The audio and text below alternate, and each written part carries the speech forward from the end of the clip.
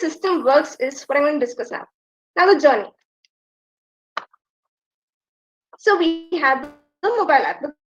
The customers have a mobile app installed on their devices. So when you log in, we have this splash screen. Then they have to log in using their mobile number. And once you enter the mobile number, you get the OTP, and the OTP has to be entered.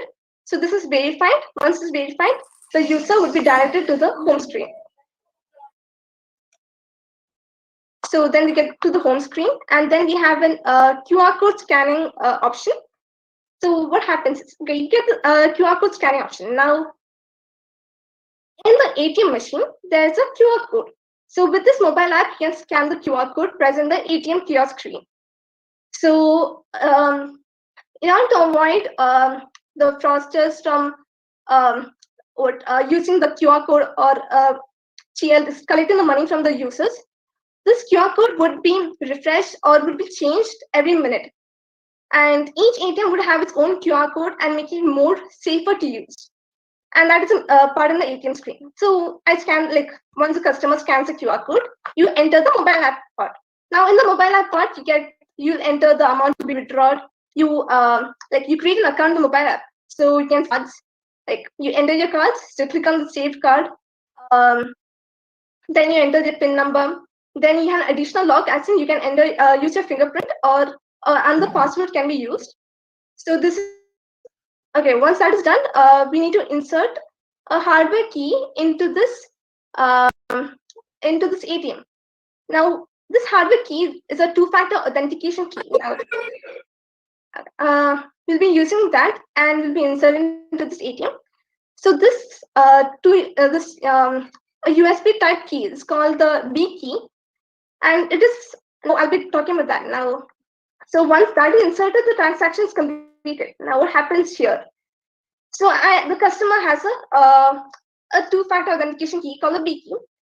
So each key has a unique a number, a unique key for each this B key. So you insert it into this ATM machine, and you can see this B key is actually very portable because you can hold it and put it inside your keychain, and it's easy to carry it around. So I'm inserting into the ATM machine. So once we insert it, it connects with the Tangle network. So the user's details are stored in the Tangle network, and that is connected with this B key. So it makes the details more secure. So it's not like it's a two-factor authentication. Now what happens here is you insert it, then account balance is actually encrypted in the Tangle network. So this B key gets connected to this Tangle network. It has a unique key, and then it has the account number, the IFSC code, the branch, account holder, and account balance. So account balance is actually encrypted. Now, as I said, each B key has a unique key. So this with this key, we can decrypt this account balance and check whether the amount to be withdrawn is less than the amount in the balance. Now, if it is so, then obviously we can initiate the transaction. Once the transaction is initiated, then we will store this new transaction in Tangle network, and this account balance is again deducted, and the account balance again gets encrypted using the key which is stored in the B key. You can see the entire system is really secure, and once that is done, the transaction is completed, and they'll be directed to the screen where the transaction is successful. Then it is not just transaction and withdrawal. We have additional features that can be offered in the system. Now we have a mobile app, right? So with this mobile app, we can connect it with the Google Map API, and we can find the nearest ATM. So whatever location is, so user's location will be linked with the Google Maps, and you can find the nearest ATM. Then the second one is rush stop prediction. We'll be using a real-time ML model, and we'll be used to predict the early analysis, like how many people visit at this particular hour. So people can plan out like as to at what time they have to visit this particular ATM. That has really good rush. Yeah. Then the transaction history and the account balance can also be shown in the mobile app. Then we have the e-wallet system. E-wallet system is like a point system, and it's connected with the Tangle network. it makes it the users to use the app, and it's like a scalable part of the product. And so we can say that the entire Bank Easy or the entire contactless ATM transaction system will be like a one-stop mobile banking hub where everything can be performed. And that too, it can make the users be safe and get less infected from this COVID-19. So this is a team that had worked behind this entire product. And thank you all. That's it.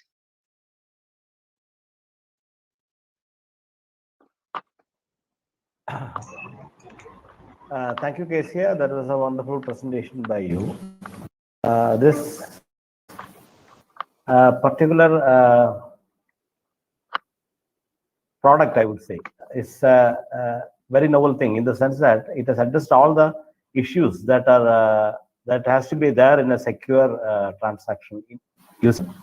Actually, this authentication by two different means. That is, one by a mobile OTP, that is through one communication channel, and the other by the hardware key, that is another communication channel. That is the key to this development, and so you have addressed everything that is required for a secure transaction. We will have time for some quick questions if somebody is interested. Then we'll move on to the next presentation. Asia, well done. The team has done a wonderful job. I really appreciate the work that is done by. So we'll have time for one or two questions if it is there. Otherwise, we'll move to the next. Otherwise, another option is to complete all the presentations, and then we will have time for the QA session. I don't know how you have planned it. Whichever way is best, Lakshmi and Naina can decide and go ahead.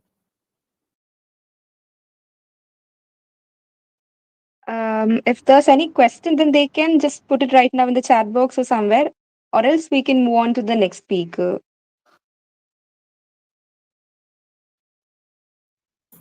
Okay, Naina, you can call the next speaker. Okay, ma'am. So next, we have Ashwin TS. He's a second-year BTech IT student from College of Engineering, Perumal. He's working as a leading article writer in Fanatic Buff. He has also interest in writing, filmmaking, and video editing. Welcome, Ashwin. Thank you. First of all, I would like to thank everyone of CSA for giving me an opportunity to present my topic here. So without any further ado, I'll start presenting my topic.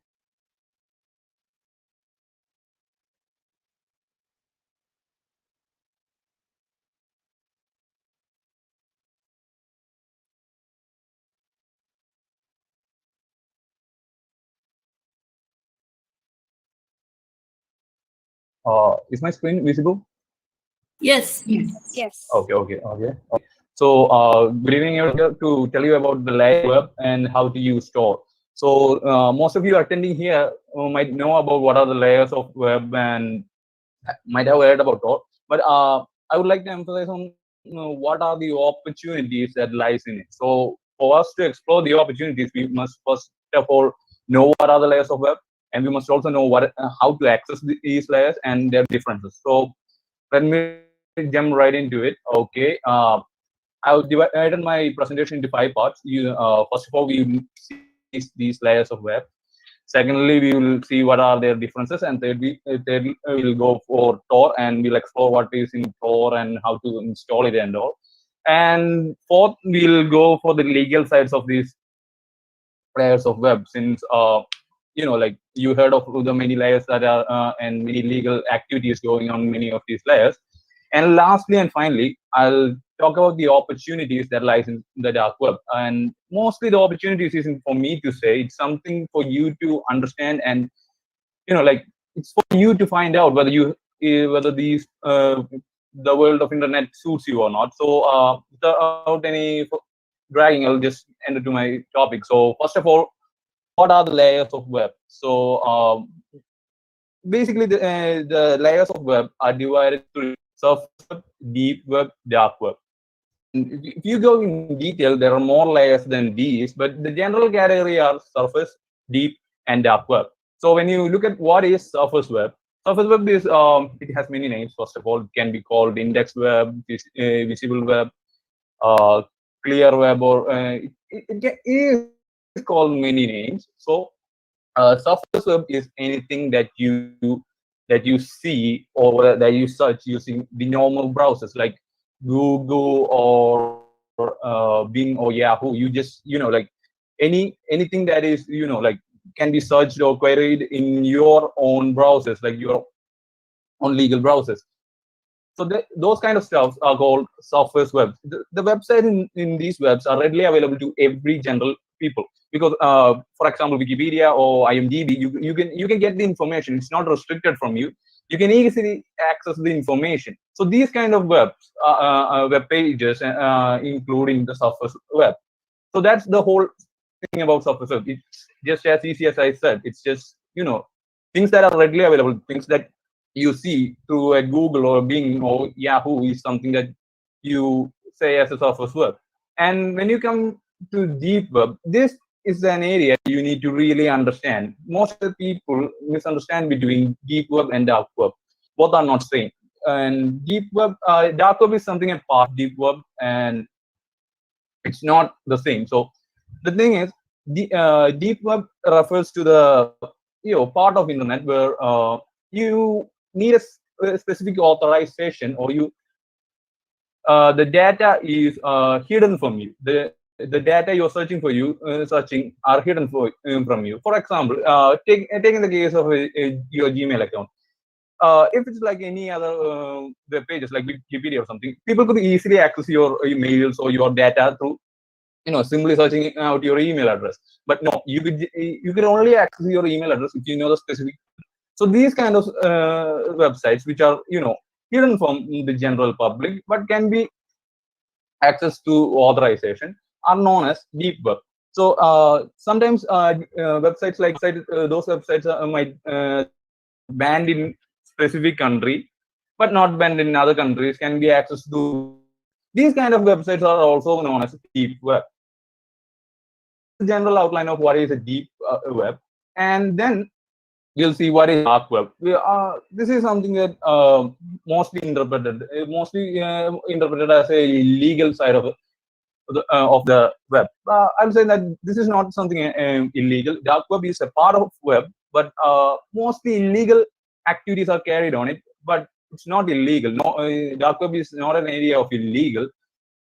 Dark web are the part of internet that is intentionally hidden from people, because to access dark web, you need a specified search engine. You need a specialized software to access it. So this is because dark web offers you more privacy. Privacy is the main aspect of dark web.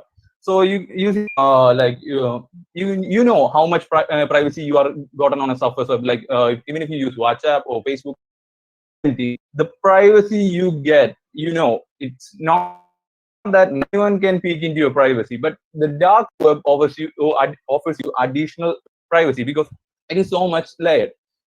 To access the dark web, you need a specified software like Tor, I2P, or Freenet. So this is too much. It's nearly impossible to trace down who is at the other end. So that's why it became a platform for illegal stuff and all. And so there is nothing illegal about dark web. It's just the illegal activities are being held in there. And there are many things going on, like you could hire a hitman, you could get drugs there, you could get, there is even human trafficking. And recently during this COVID pandemic time, people are even selling COVID-19 viruses on this dark web. These kind of stuff are being happened on the darker side of the net. That's all. Just illegal stuff activities are being held there because of the additional privacy, and that it is nearly impossible for any authorities to trace them all. So that's what dark web is. So now we know what are the 3 layers of web. Now we need to know the difference between each and every layer of web. So first of all, we see the difference between a surface and a dark web. So like I said, surface web is something that is readily available for you, and the dark web it's an area that is intentionally hidden from you. To access Surface Web, you don't need any specified software.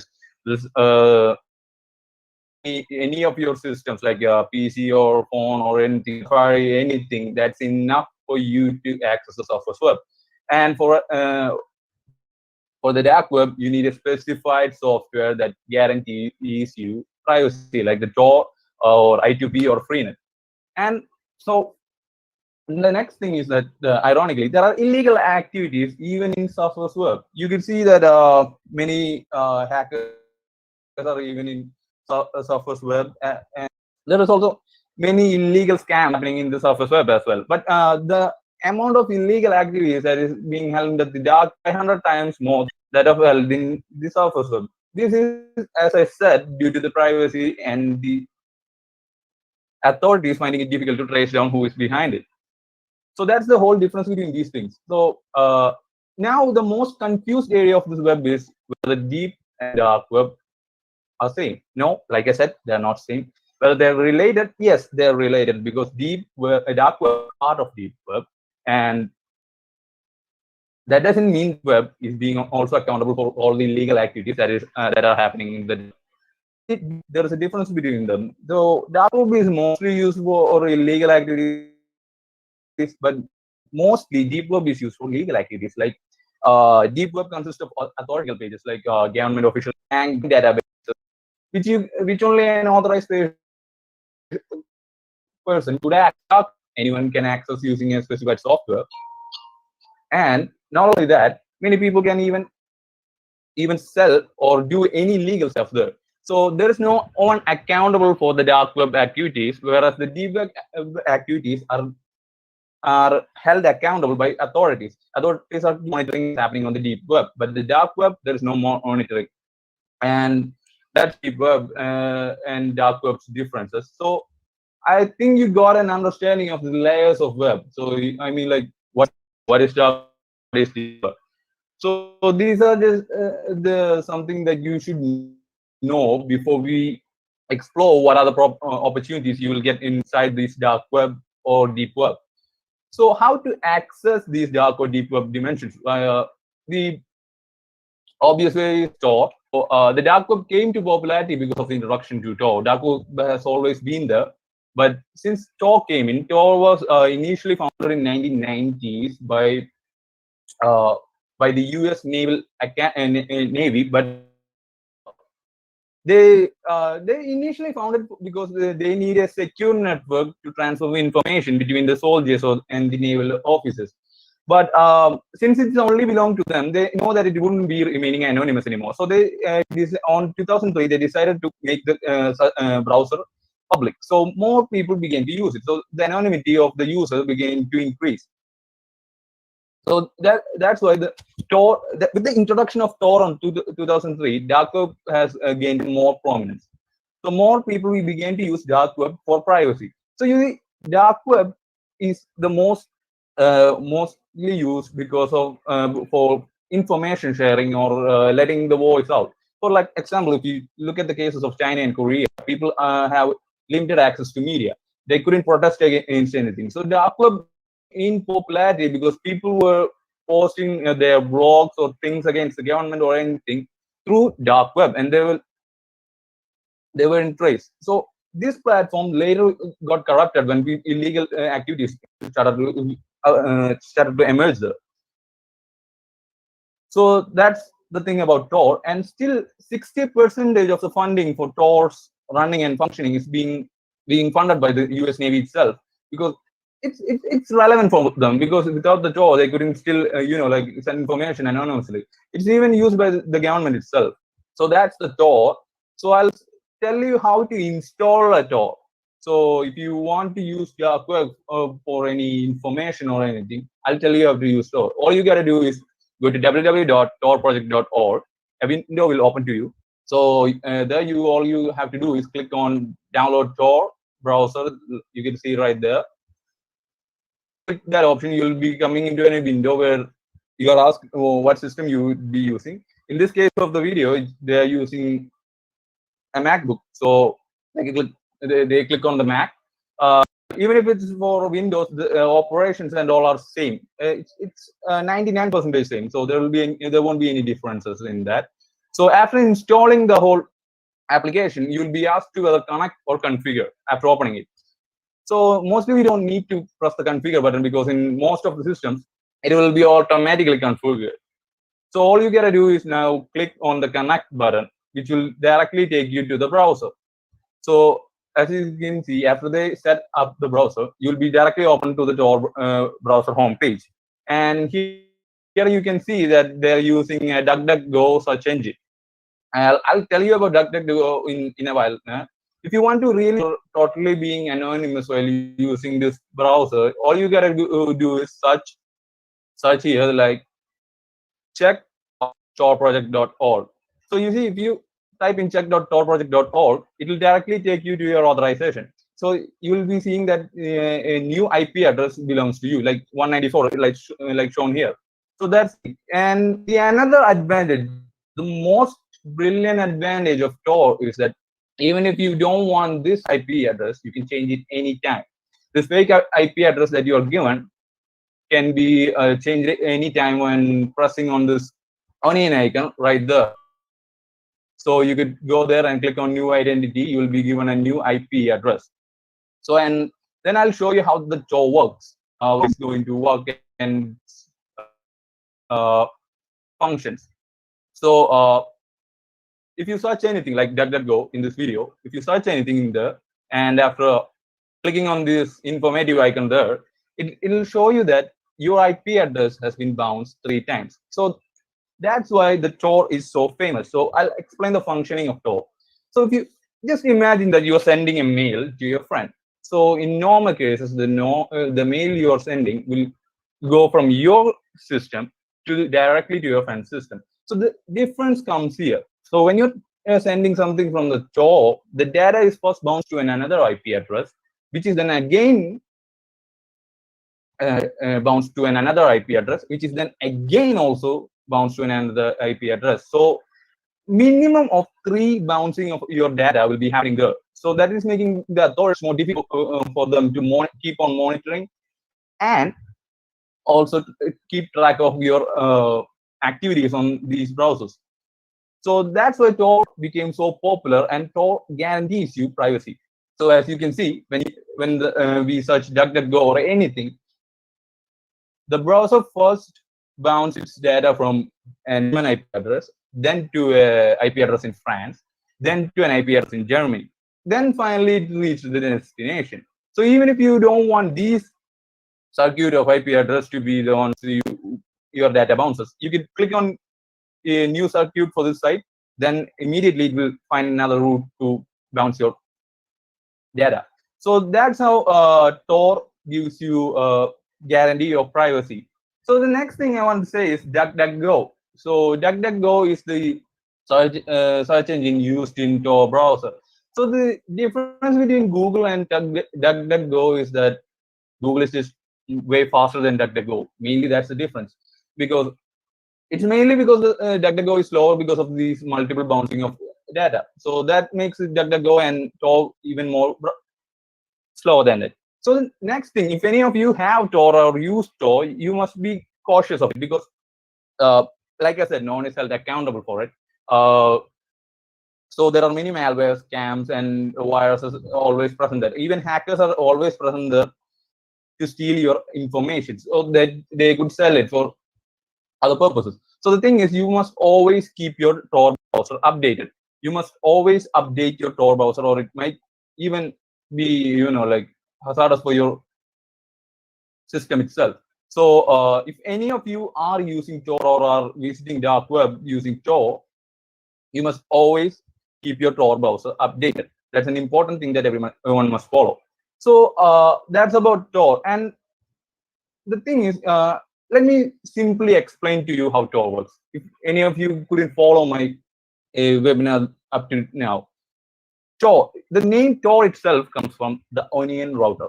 The name itself simply defines its function. The onion router. It's simply like an onion.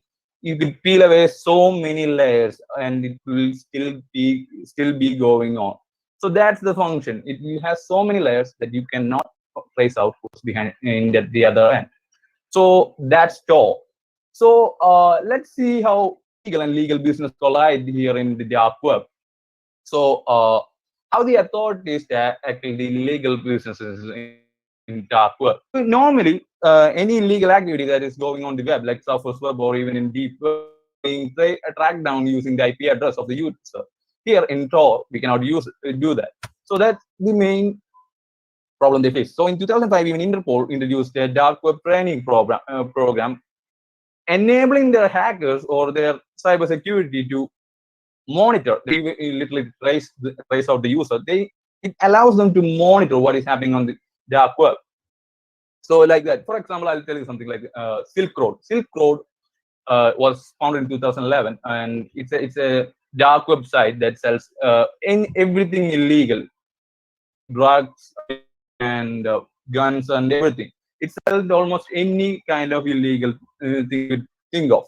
So the founder of Silk Road made $2 billion in just 3 years, and after that, in 2013, the FBI caught him because the FBI was constantly monitoring this website, and the moment the user of the website put an ad on the surface web about the website, they snatched it.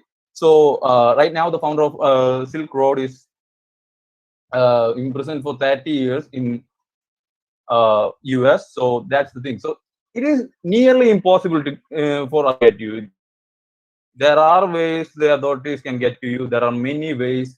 Even your Bitcoin transaction, most of them feel that Bitcoins cannot be traced, but every Bitcoin you use is ledgered in an website or a web page that can be monitored by the authorities. So there are many ways still authorities can get to you in the dark web.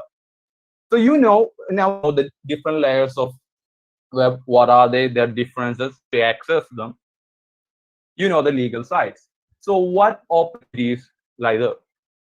So it's really for me to say, for an innovative mind to decide. There are many opportunities that lie in the dark web, because I'll tell you one thing: only 5 to 10% of what we see is surface web, and the 90% of the rest of the web is called deep web or dark web. So there are many opportunities. You could be even a white hacker or who helps the other authorities in monitoring or catching the culprits for illegal stuff in dark web. You could be a journalist and you could grab information from that, because the Guardian and the New York Times have opened their own websites in dark web because they wanted people to anonymously tip them off about anything that is happening in the world. You could create your own social media platform that could easily and securely transfer data. Like even now, Facebook have also started their own domain in dark web because they do want people to use sit securely. So there are many opportunities that lie in the dark web for an innovative mind to explore. So I would say, after seeing this webinar, I would like you to think for a minute, like, is there any possibilities in dark web? So that's all I have to tell you in my webinar. Thank you, and I'm once again thanking everyone for giving me an opportunity to present my webinar today. So thank you. Thanks. Thank you, Ashwin. That was a nice introduction to Tor and its use and the possible things. What we should gather from this particular presentation is there is an exciting field in cybersecurity, which is actually, Ashwin mentioned on the passing, which I am personally very much interested in. It is white hat hacking, to test the security of the links. So you should understand that the possibility of hacking a network, and if that possibility exists, then the network is not secure. So organizations employ white hat hackers to check their security, and an exercise is always taken up by major organization, including ours, to check whether our network is safe. So that is the best use you can think of. Okay, Ashwin, thank you very much. If we don't have any questions, we'll go to the next presentation. We are already late by 10 minutes. Okay, so moving on to our next speaker, I invite Anuvinda Krishnan. She's a third-year EASY student from Government Model Engineering College, Srikakulam. She's an active IEEE member, currently volunteering as a Women in Engineering Coordinator of Kerala IEEE Kerala section. She's also the core team member of TEDx MEZ. She's sharing her interest in the field of digital electronics and business development. Welcome, Anuvinda. Yeah, thank you. I'll just share my screen now.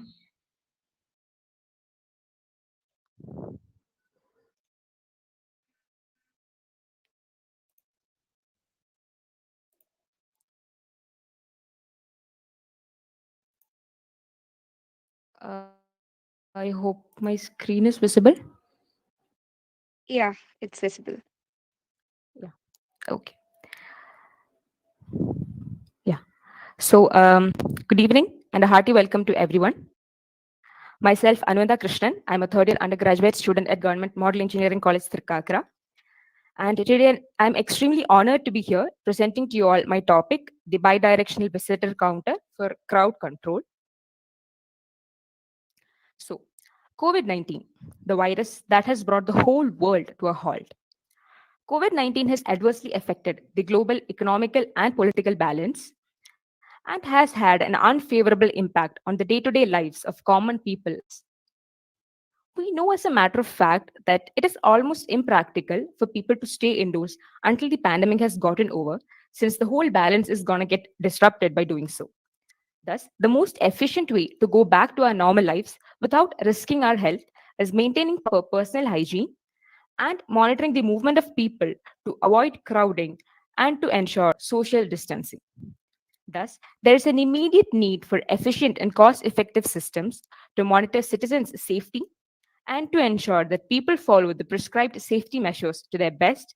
And this very idea of efficient protection systems paved the way for our project, the bidirectional visitor counter.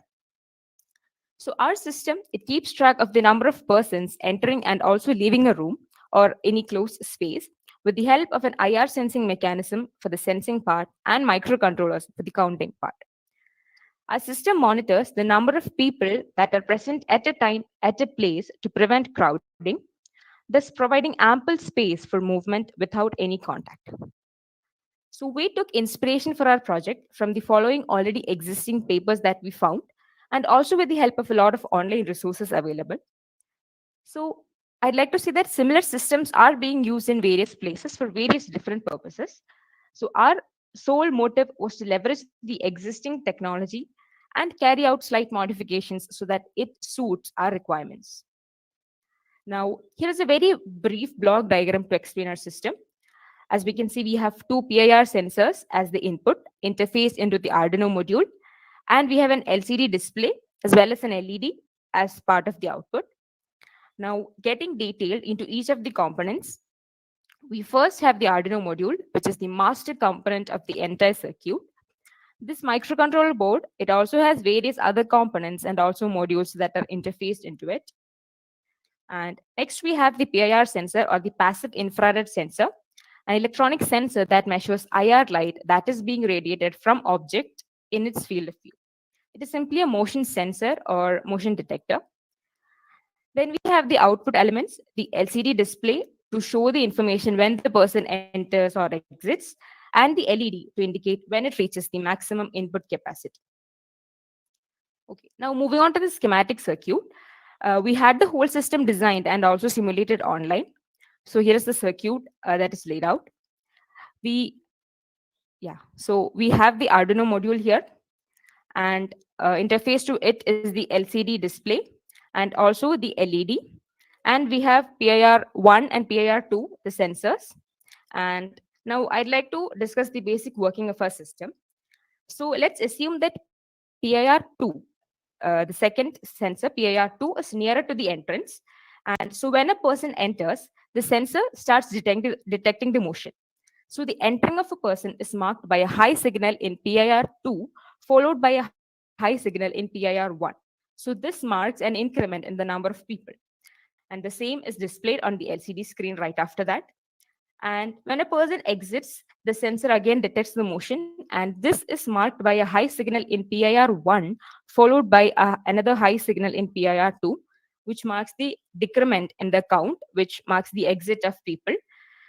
And like this, When the number of people entering the facility exceeds 5, the LED is turned on, indicating that the current indoor capacity has already reached. Now, moving on to a simple product sketch that we developed using ECED and Tinkercad. So, this product has been designed primarily to ensure proper functionality while being as ergonomic as possible.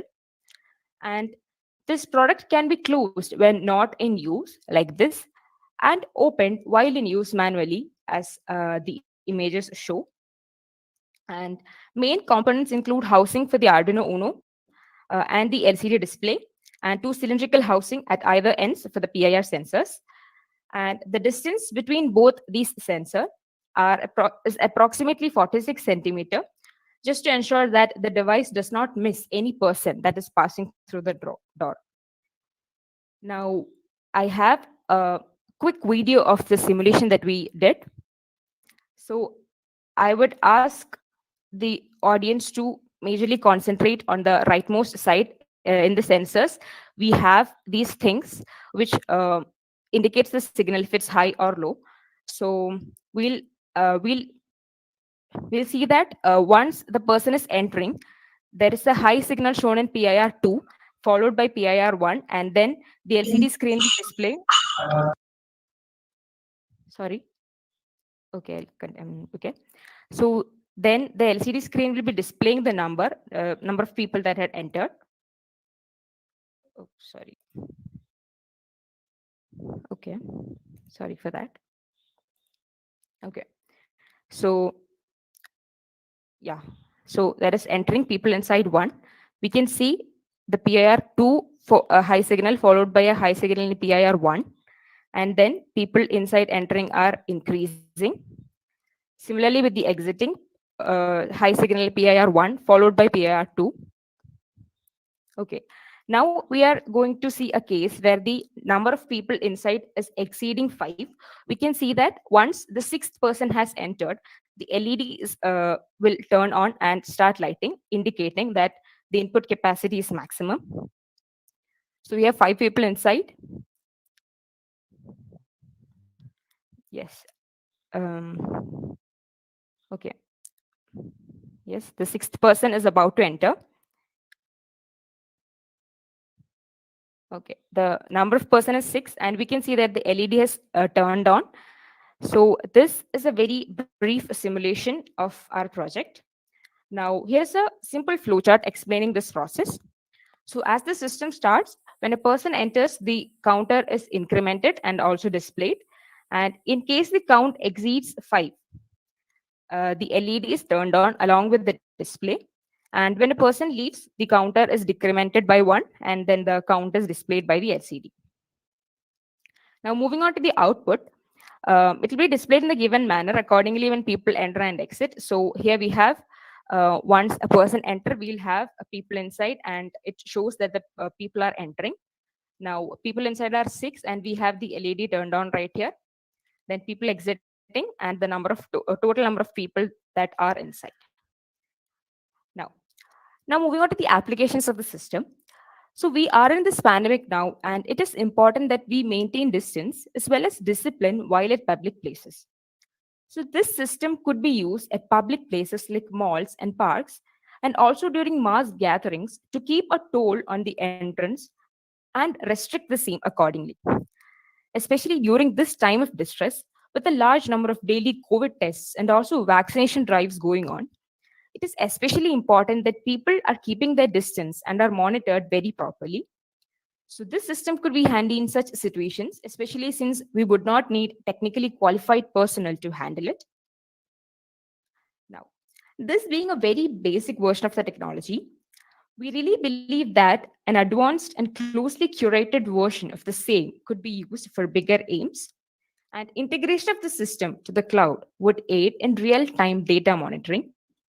And this real-time data exchange facilitates multiple device access to the system, thus enabling monitoring at a very advanced level from any location around the world.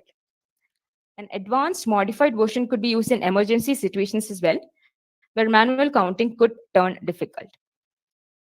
Now, technology is advancing at a really fast pace right now. We all know that.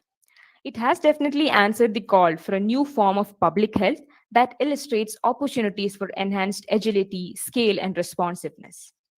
Now, it is our call to make the very best use of the available technologies and ignite our minds for a better, brighter, and a safer future. So that was my presentation, everyone. Thank you all for your time, and I would like to thank the CSC Trivandrum chapter for giving me this wonderful opportunity. Also, special thanks to Dr. M.V. Rajesh, Dr. Biji, and also Ms. Naina for helping me throughout. So, once again, thank you all. Stay safe and have a great night ahead. Thank you so much. Thank you, Arvida. That was a good presentation. Okay, as she rightly pointed out, this is just I would say, the first element of a bigger scheme. If you add a communication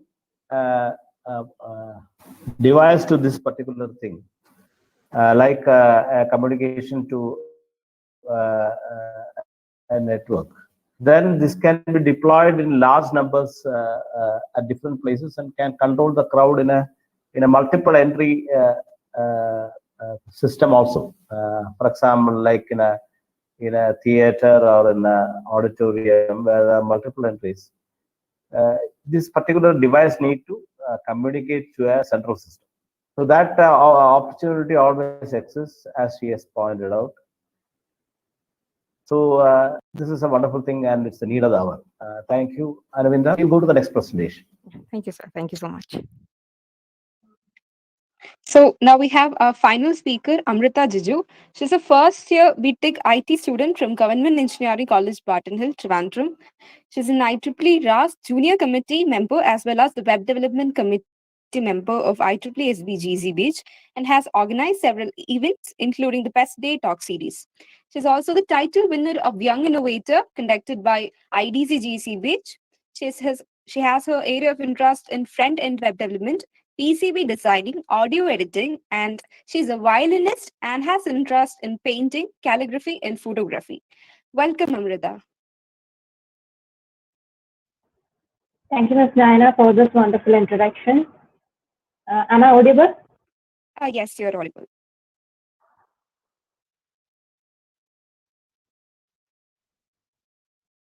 I hope you can see my screen now. Yes, Amrita. Okay.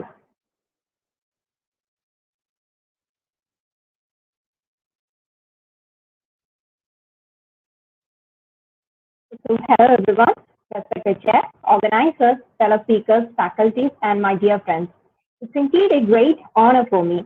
Thank you, CSI, for giving me this opportunity to present my studies on data mining. Now, as you all know, I am Amrita Liu, a first year BTech student in Information Technology from Government Engineering College, Barton Hill, Thiruvananthapuram. So, let me move on to my presentation. Data mining is a huge topic, and to limit its possibilities in a 10-minute presentation is literally impossible. So I will be concentrating more on the real-life applications of data mining with some basic concepts. As you can see by the course, we will see the definition to the implementation, applications, pros and cons of data mining. Data, the new oil. In this digitalized world, the formation of data is faster than we expect, and the amount of data accumulating is also very large. The concept is data is just like oil. Raw data isn't valued in and of itself, but rather the value is created when it's gathered completely and accurately, filtered the relevant ones, and done so in a timely manner. This brings us to the importance of data mining. Data mining is the process of extracting useful information and discovering the patterns in a large set of data with the help of other disciplines like machine learning, statistics, database systems, etc. It is used in almost every field for pattern recognition, future prediction, analysis, and innovative ideas, and many more. Let's clarify the difference between some of the related terms.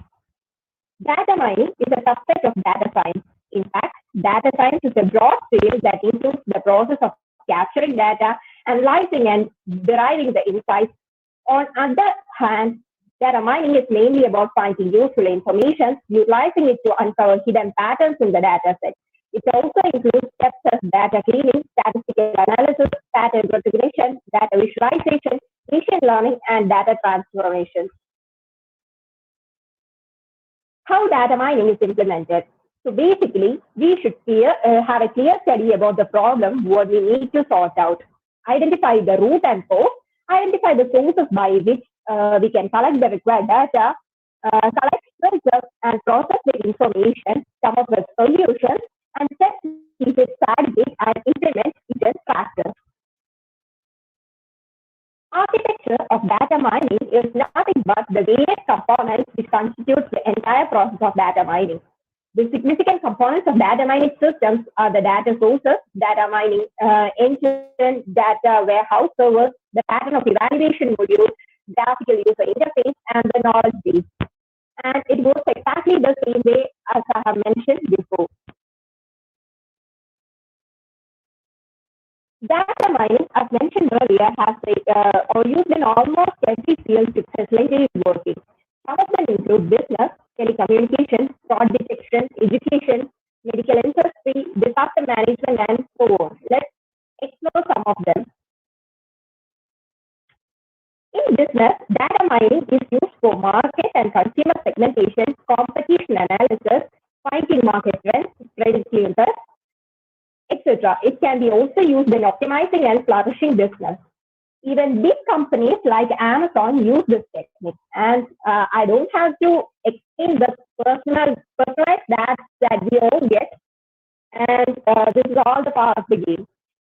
Data mining applications and telecommunications, it is used to enhance communication experience, fraud detection, market profiling, rectifying network issues, and providing better consumer services. It is also used by police forces for crime detection in both preventing and discovering.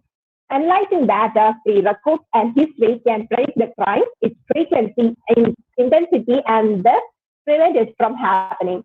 Data mining plays a key role in cybercrime. The pandemic proposed a big crisis to the educational field. Everybody, including me, is having difficulty with things going online. And data mining has a solution for that too. Now, teachers can use this technique to identify how to teach students who need better care, how well they know the subject, what are their weak points, effectively analyzing and assigning projects and work. Even Kerala HSC came with innovative ideas for integrated evaluation and task assigning with the help of data mining. Implementing data mining in disaster management helps us a lot to reduce its impact. Effective analysis not only helps us to predict the occurrence of cyclones and tsunamis, but also help us to identify who all will be the affected, and also helps us to decide the safer relocation for the suspected victims. And that takes us to an important innovation that helped Kerala during our flood crisis. Indian Institute of Technology, Hyderabad, used data mining technology for emergency relief and assistance. The process provides rescue and resources-related information on a real-time basis by IITS student volunteers who are in Kerala at that time. They even created a platform to filter out the tweets related to flooding from a bunch of noisy tweets and help people out. And they ensured that the helping hand reaches on time and no price for help was left unheard. In medical industry, data mining is used to detect rare diseases, genetic disorders, and the solutions to it. It came up with innovative ideas to lessen up the impact of drugs, rehabilitation, enhances the effectiveness of medicines, and many more. Role of data mining in overcoming the pandemic. Data mining played a key role in discovering the effects of the virus. This includes the history of virus, its relationships with SARS-CoV-2, HIV-1, and its metabolism. At the earlier stages, the spread and occurrence of the virus was very difficult to track down, and that's where data mining actually came into role. The data received from the smartphones were collected to identify community transmission and COVID hotspots. retrieving details of the infected person's location history of that also helps us to identify the individuals that were in excuse me, Amrita, your audio is a bit muffled. Can you just take care of it? Some mic is loosely connected or something. Audio. Is it now okay, madam? I think Hello? it's slightly better, slightly better. Proceed, please proceed. Okay, okay. I hope now the problem is solved. Okay. So speaking about the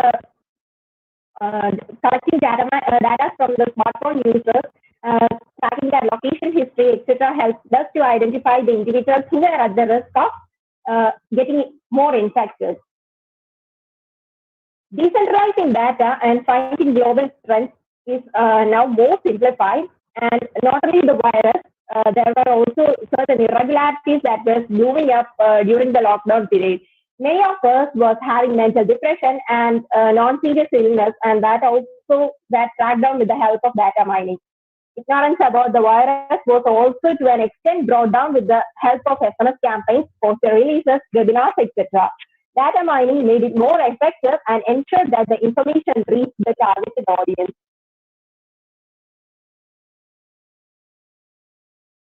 Data mining facilitated the major breakthrough of fixing the pandemic, the vaccine. Data collected from every nook and corner of the world helps us to identify the strength and weakness of the virus, its incubation period, and destruction techniques. Now, we are hoping for a situation to come back to normal and in a very near future. As a coin has two sides, data mining has its own advantages and disadvantages. Till now, we were discussing about the merits of data mining and its application in real life. On its positive side, it helps us to make faster and effective decisions, reduce the cost, create friendly platforms, manage time, and enhance customer experience. Its drawbacks include expensive initial costs and security issues. It may violate the privacy of the individuals and also may lead to leaking of critical data. Data mining should be experienced or implemented by experienced professionals, and if you have an error in plotting the problem, it may create a huge mess. After all, collection of data is a very cumbersome job, and we require a huge database to collect all the data. Data mining has a lot of advantages and can improvise business, education, disaster management, health and emergency situation, and even individual development. However, the privacy, security, and misuse of information can be a major problem if not advertised properly. And that was the end of my presentation, and thank you for listening patiently. Thank you, Amrita, for giving us a gist on what is data mining. As we all recognize and understand, this is the need of the hour. Data mining combined with AI and ML is going to change the way that we are examining things in the world. And as IT professionals and students interested in computer science, this is one area we all should focus on. I think we had a wonderful session of 4 talks. All the presentations were good in the sense that all the presenters had very good communication skills. They were able to present what they intended to reach us. I congratulate Kesia, Ms. Kesia, Mr. Ashwin, Miss Anvinda, and Ms. Amrita for giving a very good 1 hour, last 1 hour. We have time for some questions if there is there. Otherwise, I will leave the floor to the organizers. Thank you.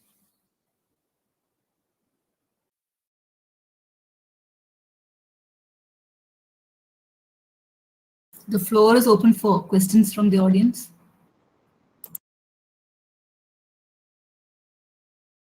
Amrita, can you please explain the difference between a database and knowledge base with examples?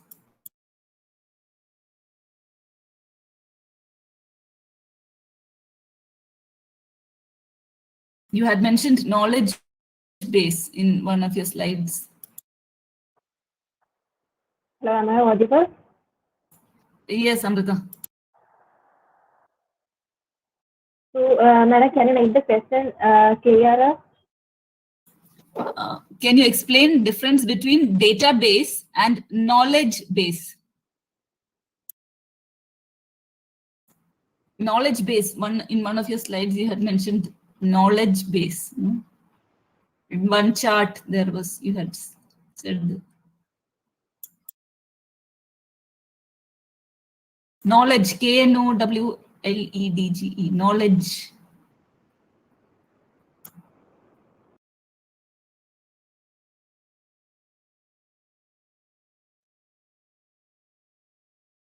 So, databases basically, according to my view, database is basically the system in which we store more data, and knowledge base is actually used to store much more complex information. Then database is generally the ones that we store more. Means it can be any kind of data, while knowledge base is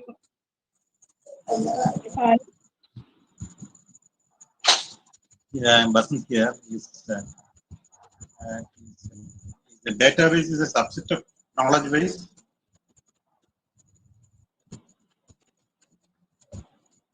Hello.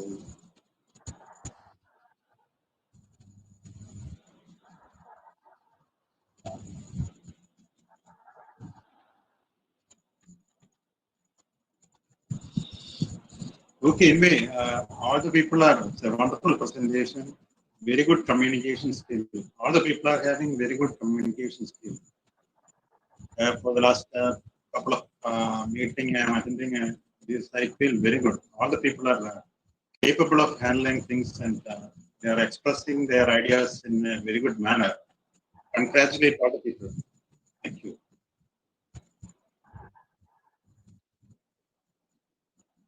Congratulations again, young speakers. And this is the first time we were able to keep up the time. The young speakers have taken our suggestion of making their presentation crisp, at the same time clear.